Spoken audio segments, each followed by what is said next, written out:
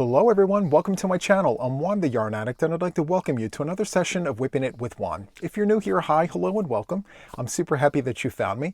If you're not new here and you're returning, well, welcome back. I'm super grateful and thankful you have returned. In these Whipping It with Juan sessions, I become your crochet buddy for about 45 minutes to an hour. I sit back, I work on my whips while I talk to you about all the things. So if that is of interest to you, please sit back and enjoy the video. Before we get started, please remember to hit the like button, consider subscribing to the channel if you haven't done so already, and then of course share the video. I would definitely appreciate the support. So the question of the hour is, what is on the hook for this session of Whipping It with Juan? And so for this session, I pulled two projects out of timeout. This first one here is my Christmas Raglin. And this is the progress so far. So the yoke is done, the trunk is done. I'm now putting on the sleeves, and after the sleeves are done, I have to do the cuffs, I have to do the rim around the neck, and then the ribbing around the bottom. So I have quite a bit more to go, but not to worry. I mean, it's sat since November of last year, so hopefully we can move the needle on this project. I'm working this up with Big Twist Value yarn. The first color, obviously, from what you can see here is black. So Big Twist in black, and yes, this is very flat. I had other baskets stacked on top of this basket. And the second one here is Big Twist Value in Festive Fun. So that is the second colorway there. And I'm working this up with a prim hook here. This is an 8mm US letter L. So I'm working that up with that. And the second whip I pulled out of timeout to work on today, hopefully we shall see, is my enterlock in the round, my 10 stitch. And this is the progress so far. I have the new color on, just 2 squares so far in black right there. But this is the project so far. Now, enterlock in the round does take a little longer than crochet projects, obviously, and about the same amount of time as knitting. It's just you have a forward pass and a return pass. It's basic Tunisian, except you're working with a crochet hook instead of a Afghan hook or Tunisian hook. So the hook that I'm using for this project is my Susan Bates hook. This is an 8mm US letter L. And typically with Tunisian crochet with enterlock in the round, to prevent curling, it's best that you hook up 2 sizes. And so I find that by hooking up 2 sizes above the recommended hook size for the yarn of my choice, it kind of slows down on that curling process. So you still have curling, but it's not so prominent. As you can see here, it curls a little bit, but it flattens out as you work the project up. Now, I do have a tutorial for this on my channel for both left and right-handed crocheters. Not only do I teach you how to do enterlock in the round, but I also teach you how to flatten your edges so that when you're all done, you have a flat edge on your project. So feel free to check that out if you're interested. And I believe the tutorial features a 6 stitch. It's the same exact principle between the 6 stitch and the 10 stitch. The difference being the stitch count. That's literally it. So I think I'm going to begin with my Christmas Raglin. But before I jump into that, how are all of you guys? I hope you guys are well. What are you guys working on? You know, I'm very inquisitive. I want to know all the things. Sound off in the comments. Tell me what you're working on.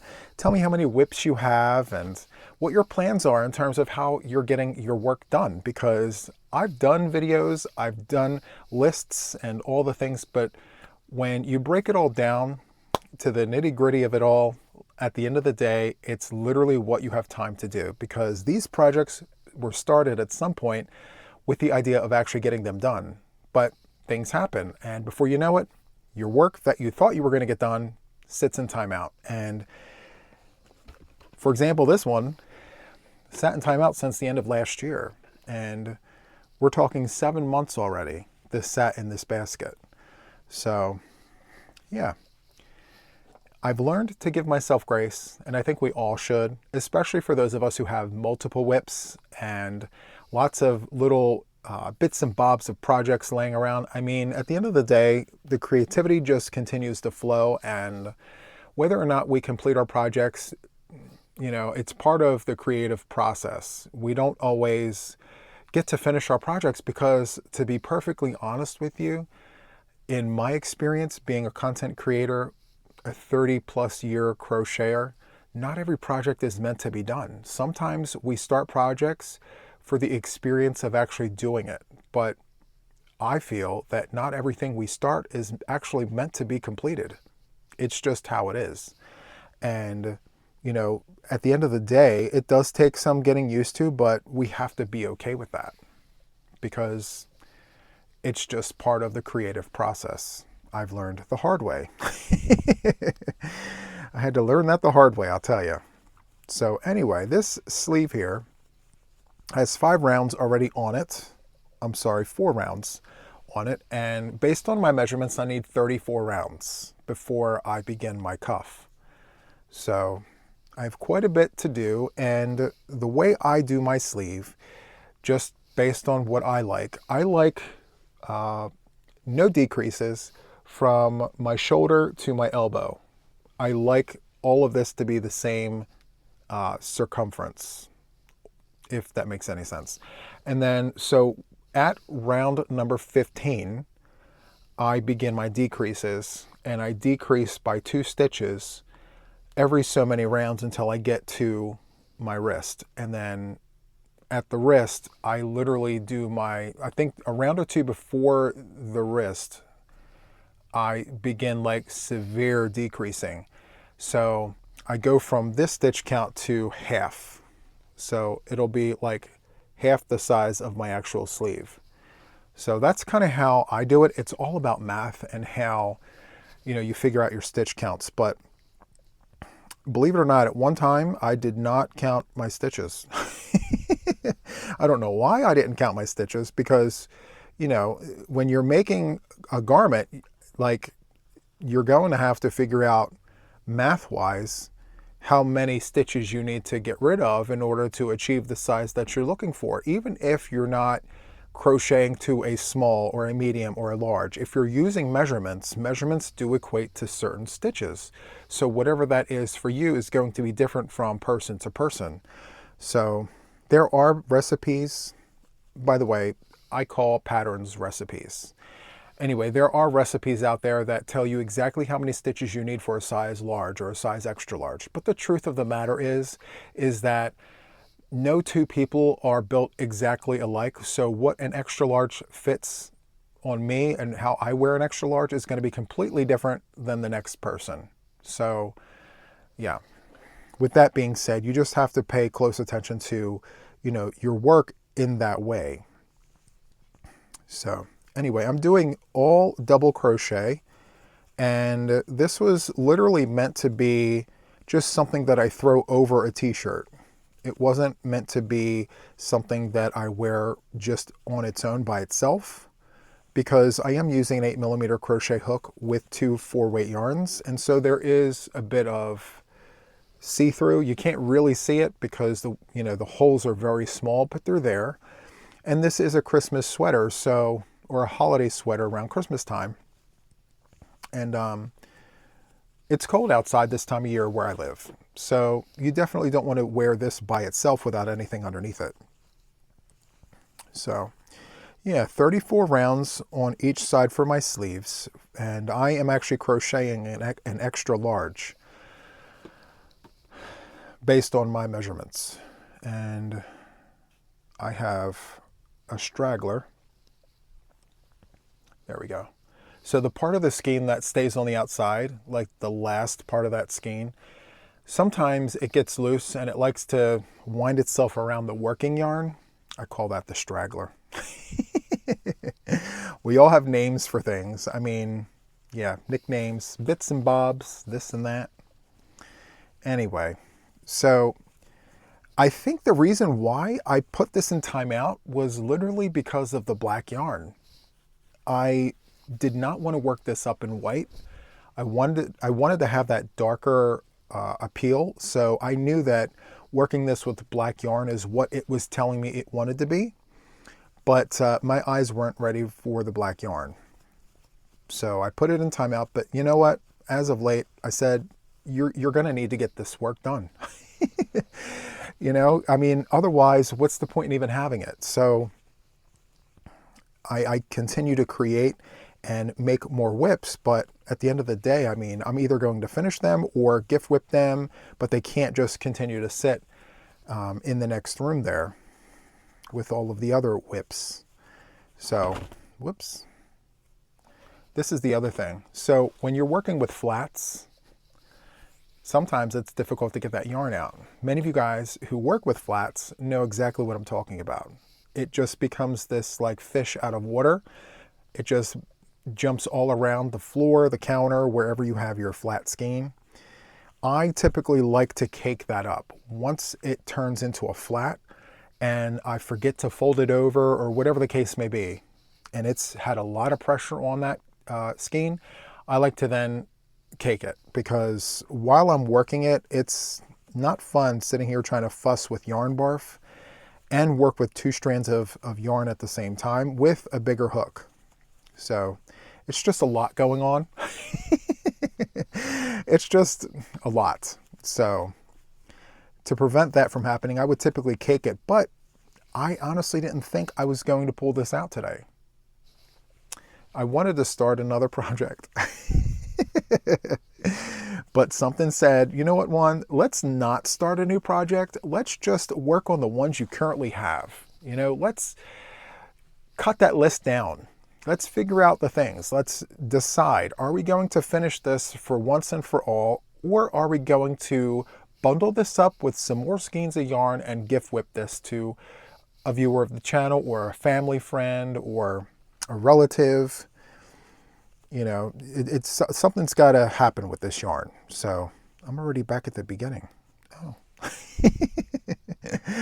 oh, I like that for me. All right, so next round. We're just flying by here. Anyway, the Tunisian enterlock in the round is a lot of fun, but I feel like it really depends. There's a lot of variables. For me anyway. I like to work with thicker yarns and bigger hooks. So when I get to do that, it's a lot of fun.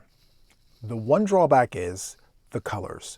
So for some reason, I decided that I wanted to have black on this project because most of my projects do not have black in them. Because at my age, and yes, I know to some I'm still young, but in a few years I will be 50. And my eyes aren't what they used to be. So I traditionally try to steer away from black yarn or the navy blue yarn just because it's so dark, even though I really, really love those colors. I do like dark colors, but my eyes don't really care for it. I do have the neck light. I do have bright lights, obviously, but I just don't care to work with the dark yarn. But I said, if I'm going to make something like this for me, for the house, I'm going to want to have at least one round of black in it.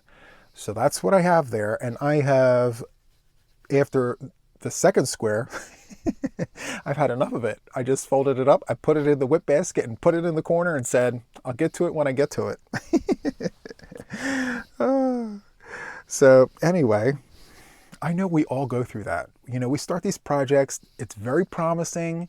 We're like so excited about getting it done. And then somehow, some way, it takes a left turn when it should have taken a right. And, you know, we don't ever finish what we start with certain projects. Now, what I thought about doing, it's unfortunate, but what I thought about doing was ripping back the black and just putting on a lighter color, because that's kind of what I like to do. I like to work with colors I can see. The question now becomes, if I pull the black off, what color am I going to put on?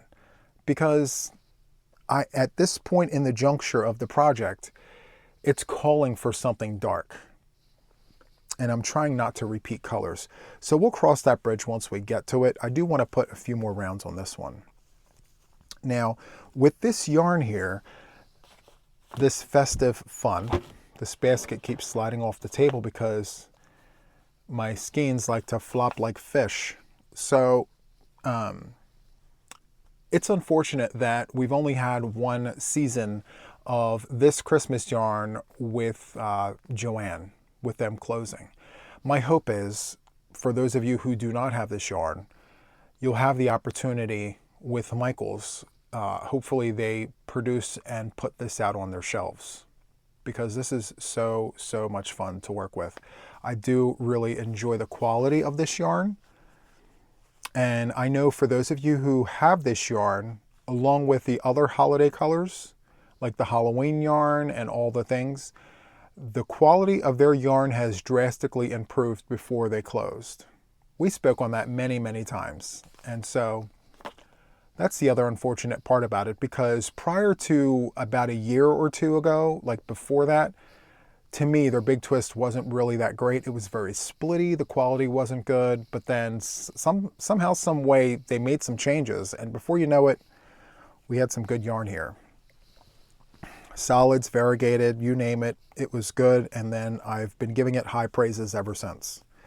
So, yeah. I hope that, again, for those of you who haven't had a chance to work with this Big Twist value yarn, the holiday colors more specifically, that you have an opportunity to do so. And if not, you never know, it might be in one of my mystery boxes. I doubt it though, because I know how I am with variegated yarn. Now, I received some emails recently about some people who have a huge distaste for variegated yarn, which is unfortunate because, you know, to me, the way I look at variegated yarn is actually different than maybe the next person. I don't know. But for me, it's about the challenge of the colors. Like, I look at those colors from an artist's viewpoint and I'm like, okay, well, this combination of colors is just speaking to me in this way. And so therefore, I'm going to go this route with the project with these other complementary colors. So for me, it gives me a way to think through a project, because it's very easy to pick up purple and say, hey, I can literally make anything I want with this because I absolutely love this color purple. But if you gave me this and said, okay, Juan, make something with this. Okay, well now the wheels need to turn. I need to look at these colors. I need to think about complementary colors. What would go with this? What would I make with these complementary colors? And how would I execute this project in a way that's tasteful? It comes from my brain and it allows me to be creative. So that's the part of the reason why I really enjoy variegated yarn the most. So yeah. And to answer that question, for this, I would actually go with a hunter green. And I would also go with, I would say, like a coffee brown and a hunter green. And maybe even an Aran, like a cream, like an ivory or an Aran. Those three complementary colors with this. And I would probably do like a corner to corner type situation and just do repeating batches of colors, and then do a modern granny border with one round of each of the colors that I used in the project. That's one of the many ways that I would work up this yarn. So yeah, that's how I do it. It's so much fun. Planning projects is just as fun as actually doing them, in my opinion. I really love being able to be creative with stitches and come up with designs. Now, there's no other way to say this, but I don't own any of the stitches. None of us do. Like, we don't have a copyright on the double crochet or any of those basic foundational stitches or any of the other stitches like iris or spider stitch, you name it. You know, we don't own those stitches. But the fun part about being creative in crochet is being able to take all of those stitches, throw them into a melting pot, and then just pull out combinations of different stitches and being completely creative with them. Or just taking your basic stitches and putting them in different sequences to come up with different projects. So I say all that to say that the creative process is just as amazing as actually doing it, in that I put a poll out on my channel a little while ago because of a Crochet with JTYA on a Sunday. And there was a request to do like a granny shawl, and I did it. It was very basic, just a few rounds, because let's be honest, it's like a one-row repeat. And so I put a poll out there because in that live, I saw tons of requests from people like, hey, can you do it this way? Can you do it that way? So I went ahead and put that poll out with different options. And I think almost 800 people voted in that poll. And by an astronomical, like, I don't know how to put it, but like, there was one that stood above the rest, so to speak. And it was the triangular granny shawl with 1 or 2 added stitches. So I've created that. The thing about it is that I'm not sure if this particular sequence of stitches has been done already by anyone else, but I do know that for me, I sat here and I crocheted it, and I'm enjoying it with the yarn that I'm using. So yeah, even though I don't own the stitches, I may not even own the design of it all, but I had such a great time making it, and it's a classic and simple design, just like the granny shawl. Like, it's just a basic foundational pattern, you know? So I feel like, you know, with something like that, we all could have fun and just make the things, you know, and have a great time doing it. And the fun of it is like picking your yarns and picking your colors and just having a great time. So anyway, I do have to give that project a name. I just don't know what to call it. I'm going to put like a different border on the bottom of that project just to make it uniquely mine, because again, I don't own the stitches, and you know, I could just put my little touch on that project just to say, okay, well, you got that from Juan because he did that border on that project. So yeah, stay tuned for that if it's not out already. Oh, I just love crocheting so much. Anyway, I am a new self-taught knitter, maybe not so new anymore. I started at the end of last year, so we're about 7 months in, about 7 months, give or take a few weeks. And as of right now, as far as my knitting journey is concerned, I do have a handful of finished objects. I have some hats, I have some shawls, and things like that. And I'm currently working on my first pattern. Like, I'm reading a recipe, I'm actually knitting that recipe, and if you asked me 6 or 7 months ago if I'd be doing that right now, the answer would more than likely be no. I would not be doing that. I would more than likely tell you that I'd still be doing swatches, like little squares, working on my tension, making sure it's just right before I move on to the next thing. But I'm having a lot of fun with it. I don't really spend as much time knitting as I do with crochet, but it does give me some variety. It gives me an opportunity to give my hands a break with the crochet hook and work on my knitting, because the cadence is a lot different. It's not the same at all.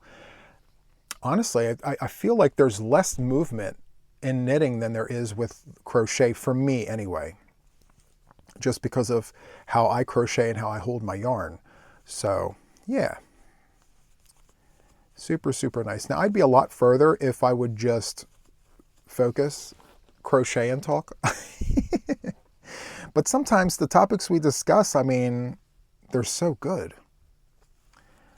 Anyway, I think after this is done, and yes, I will complete this because I'm too far along to just gift whip it at this point. The sleeves don't take long at all if I just stay focused and crochet them. 34 rounds, and each round has about I want to say 30 stitches or 40. I'm not sure. Somewhere in the realms of 30 to 40 stitches. Maybe even 50. Let me see. 2, 4, 6, 8, 10, 12, 14, 16. Yeah, 30 some stitches, between 30 and 40. And I'm not counting my stitches right now because I'm not decreasing. I will do my decreases after round 15. And then from rounds 15 to 30, I do my decreases. And then from 30 to 34, I do huge decreases to get myself down to like 15 stitches or so. I'll have to see what that feels like. And if it's too tight, then I will pull it back and do the decreases over so there's less decreases. So, and that's another thing. When you're making wearables, the fun part about this is trial and error. You know, just do what works for you. And if you do it enough, you'll know your own recipe. I learned that from watching a knitting podcast. They said, you know, you can gauge swatch and you can do all the things. Even they say all the things. I love it. They're, you know, you can do all of that. But at the end of the day, you're going to do what works best for you, especially if you're making a garment for you. You'll make your first one and you'll be like, okay, well, next time when I make my garment, I'm going to do this because I like it this way. And then if you're reading your recipe and it's telling you to do what you used to do, you're going to make a modification to make that garment fit you better. And the same, it works in crochet. So once you figure out what your chain count is for your back panel, if you want that wider, you're obviously going to chain a little more because that's what you want for you. And the same can be said about sleeves. It could be said about your yoke if you're doing a raglan. I know for me, when I did my very first raglan, I didn't really care for how many rounds they called for. I wanted more because I'm a bigger person. And so I went 5 extra rounds and it fit perfectly. But I wouldn't have known that unless I had done the first one the first time. I mean, it fit and it was to the right measurement. But after wearing it, I didn't feel as comfortable. So I said, you know, if I'm going to make another one, I'm going to do additional rounds of that part of the project just so that when I go to wear it this way, the way I enjoy wearing it, it's going to be more comfortable for me. So, yes. Focus, Juan. You need to be crocheting. I can't help it. It's just how it is, you know? I am working on my projects, maybe not as often as I should, but I do like talking to you guys. So, yes, that's just how it has to be. Anyway, I forgot I had coffee this whole entire time. I once again brought my trusty mug here. This has all these crochet etchings on it. It's wonderful. It's got just one more row. It's got Yarn Addict on here. I've shown this many times. I don't know how well it's going to pick up on the camera, but it's got all the things on this. Love it. So, so good.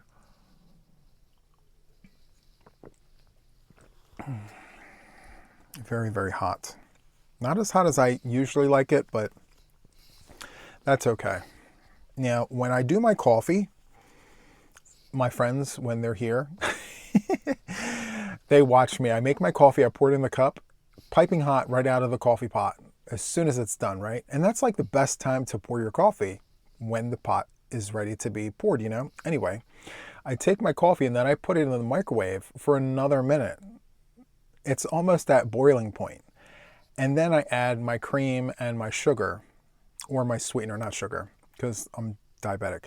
So my equal or whatever I have in the kitchen, I'll put it in there and then I just start drinking it like they have their coffee, and they're all standing there looking at me like, Juan, did you just heat that coffee up near boiling and you're just drinking it like...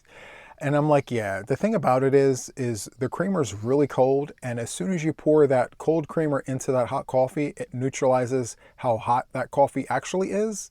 So just think about it, and this is how I explained it. Think about pouring your coffee right out of the pot and then pouring that cold creamer right into that coffee. It's not as hot as it should be, right? I think. especially if like you're one who drinks black coffee and you're drinking it right out of the pot. Well, if you're adding creamer, it's not going to be as hot as the black coffee. So that's kind of my reasoning for putting it in the microwave. I'm mentioning that because I was asked about it. Anyway, I love my coffee. And I mentioned this before too. Like, I think Dunkin' Donuts should like allow me to be a spokesperson, because I talk so highly of their coffee, and I put a lot of you guys onto that coffee. A lot of you guys already drink Dunkin' Donuts coffee, but for those of you guys who have tried it for the first time, you're like, whoa, where was this? It is really good coffee. Anyway, there are other great coffees as well. I do like, there's this coffee made out of New England, Green Mountain coffee. Good. I like their K-Cups. Their K-Cups are really good, especially the hazelnut ones. Delicious. And then I do like Cafe Bustelo and Cafe Pilon. I like that a lot too. So, yeah, even though Dunkin' Donuts hazelnut coffee is my absolute #1 favorite, on the rare occasion that my particular store or the ones around that store don't have what I'm looking for, I do have backup options. I don't really care to go to those backup options, but I'll do it. Yeah, it's fine. Anyway, I'm hoping that I hit my goal with these other projects. So, you know my moss stitch in the round blanket? I've been working feverishly on that. I had that last skein to put on that project. I'm hoping to have that done before the end of the month. That's like my personal goal. And I think I'm on my way. I think it'll be done in time. And then I have my birthday blanket that I'm hoping to have done before it turns 1. And so, yeah, the pressure's on. So my birthday blanket needs to be done within the next 2 weeks. And then my ADM blanket, I'm trying to get done before the end of the month. So I'm really focusing in on these 3 projects. Is it 3? It's probably more than 3. I lost count at this point.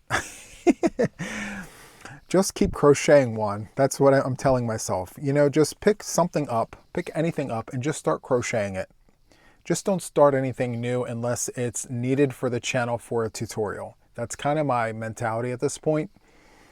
Like last month, I was all about, you know, the donation blankets, and I said, you know, I'm going to do 1 a week. But see, the thing about it is if I start those projects, it's putting these other ones further and further behind. And I felt recently at this point, I have quite a bit of my donation blankets just piling up in the dining room. And before I start that again, I need to clear that out because, again, my space is not infinite. I'm going to eventually run out of room. So before that actually happens, I am taking a break on those donation blankets. I'm going to finish up the ones that I'm working on, but I'm going to pause on that for a minute or two, just so that I have more space. I need the space. So, yeah. And my mystery boxes, I keep talking about them. So I'm going to get those done. And I did have some in my Etsy store. They sold out like that. They were these, they were the cake boxes. They had 2 cakes, a hank, like a mini hank of superwash merino, and it had like a goodie bag with a stitch marker that said JTYA Designs on it and all the things. That actually sold out a lot faster than I thought it was going to. Same day. I was blown away. I'm like, I just put these up and I didn't even notify anybody. And then I remembered I kept asking everybody to save me so that you get the notifications. Well, apparently the notifications went out and people made their purchases. So thank you to those of you who participated in that. And so now the goal here is to fill that back up. So the coffee and cake with Juan, all of those cakes that I make on those videos will actually go in the Etsy store. Like, I am not keeping any of those. And so because of that, I'm actually going to start using fresh skeins of yarn and just get completely creative with the colors. And I'm going to keep my little balls of yarn because I've been using like my leftovers and things. I'm actually going to use those for future projects, I think. Don't quote me on that just yet. I don't know. That's what I want to do. I don't know if what I want to do is actually going to happen. It just depends on the logistics behind how I'm planning coffee and cake with Juan. Because part of the fun of those cakes is being able to pull different colors, all sorts of colors, and just go through everything that I have and put them in the Etsy store. So maybe not use fresh skeins, maybe use, because I have a lot of like caked up yarn like this. I have tons of these and they're great yarn. I mean, it's great. It's a 4-weight. All of the cakes are acrylic, medium 4-weight, and they work up in great projects. So I don't know. Stay tuned. I've been going back and forth with that anyway, because, you know, part of me wants to use fresh skeins, and then another side of me wants to have mishmash of all the colors because that's fun too. You know, maybe I can have both. We'll see. I can't make up my mind. Anyway, let me finish this round here. I thought about jumping into my enterlock in the rounds, but I think what I should do is just stay on this sleeve. I'm not sure how many rounds I've gotten done. Not many, I don't think, because I've been spending the whole time talking to you guys like, you know, I haven't seen you in a million years. My long lost friends, you know, I'm like, wait, I have everything I have to share with you. You know, don't go anywhere. Don't do anything. I have to tell you all the things first, you know. I feel like we have to play catch up. So how many rounds did I do? 1, 2, 3, 4, 5, 6, 7. I did 3 rounds. Oh my goodness, that's it. I did only 3 rounds of a sleeve. I'm on my 4th round right now. So hopefully I can at least do more than just 4 rounds for a session of whipping it with Juan. Now, if we were doing the granny stitch, I'd be a lot further, but it's okay. It's about the journey. I mentioned this before. You know, it's never about how fast you crochet. It's never about how slow you crochet. It's about the enjoyment of it, you know. So as long as you're enjoying the process of working on your project with your colors and your hook, and you're among friends and you're just enjoying the company of it all, that's what it should be about anyway, you know. I know that's what it is for me. Now, for me, the context of it all is a lot different because, you know, I'm not the one flipping through the channels, picking the channel to watch. You guys are, and you've landed on this one. So the way I look at it, you know, I look at my camera and my stand as if that was an actual person. And and I talk to the stand as if, you know, the stand is you, if that makes any sense. So that's how I see it. And then whoever receives that is receiving that exactly how I put it out. I never really explained it that way before, but now that I said it out loud, it sounds kind of funny. But it's true. I talk to the camera as if it's a person, and it works. And then I look at the top. There's a little piece at the top. I pretend that's like the head. That's how I'm able to like stare at you and not at the actual camera, which is what I'm doing right now, which is not looking at you. So sometimes you'll watch podcasters and those who do vlogs. They a lot of times will look like this and not like this. So they're looking at the camera, but they're looking at the wrong part of the camera. And I want to yell at the camera and say, look at the camera, the other side of the camera. Look at the lens. Don't look at the part where you're seeing yourself. Look at the lens. If you have to, put a smiley face right under the lens so you have something to talk to. I used to do that back in 2023 when I first started my channel, just so that I stayed focused on where the lens was. I put like the little happy face sticker right underneath the lens so I knew where I was talking. instead of talking like this. See, now I can see myself on the camera. And some vloggers and podcasters will talk to you like this. They're looking at themselves while they're talking to you. But it took practice. You just have to turn it over like this. And now I see you. So, yeah, there's a little piece at the top that reminds me to look over here and not over there. So, for those of you guys who have channels who are vloggers who do this, some advice.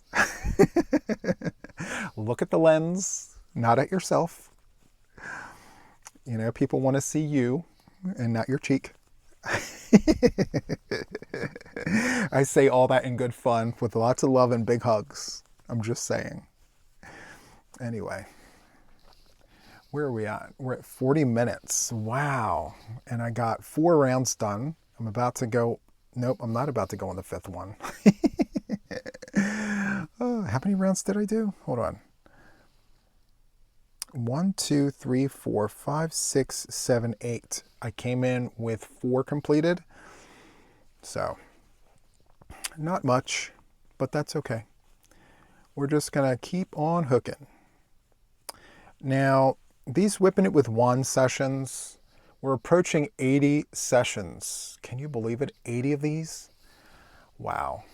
That's a lot of sessions of Whipping It with Juan. Love that for us. And so what I'm thinking about doing, like my podcasts, I'm still trying to figure it out. So I may actually just continue on with the number sequence. And then someday in the future be like, welcome to session number 293 of Whipping It with Juan. Or we can do welcome to season 2, episode 11, or, season 2, session 10. I'm not sure. Or maybe let's just not have numbers. I can number the video, but be like, welcome to another session, I don't know. Let me know how you think it should be. Because after all, these videos are made for you guys. So I do have a lot of people who reach out to me and they tell me how much they enjoy having a crochet buddy or a knitting buddy or a craft buddy.